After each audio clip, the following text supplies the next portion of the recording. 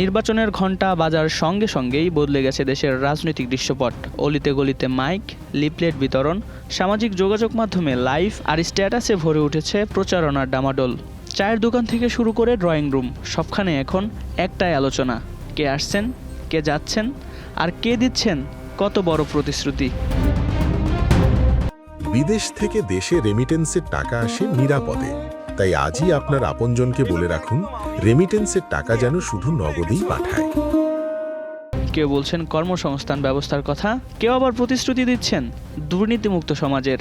কোথাও শোনা যাচ্ছে নতুন শিল্পাঞ্চল, কোথাও আধুনিক হাসপাতাল, আবার কোথাও শিক্ষা ব্যবস্থায় আমূল পরিবর্তনের ঘোষণা। প্রতিটি জনসভা যেন প্রতিশ্রুতির মেলায় রূপ নিয়েছে, যেখানে কথা যত বড়, করতালি যেন ততই জোরালো। পুরনো অভিজ্ঞতা আর নতুন মুখের সমন্বয়ে জমে উঠেছে জমজমাট প্রতিদ্বন্দ্বিতা।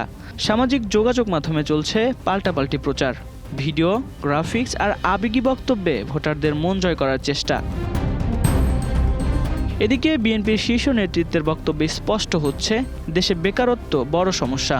তারা বলছেন সরকার গঠিত হলে বেকারদের জন্য চাকরি সৃষ্টি ও প্রশিক্ষণের সুযোগ বাড়ানো হবে, নারীদের জন্য ক্ষুদ্র ঋণ, দেশের পণ্য রপ্তানি বৃদ্ধি, মসজিদের ইমামদের মাসিক সম্মানী, নিরাপত্তা, শিক্ষা ও চিকিৎসার উন্নয়নের প্রতিশ্রুতিও দেন তারা। বিএনপির নির্বাচনী ইশতেহারে মোট ৩১ দফা তুলে ধরা হয়েছে, যা দেশের বিভিন্ন সামাজিক অর্থনৈতিক সমস্যার গভীর সমাধান নির্দেশ করে।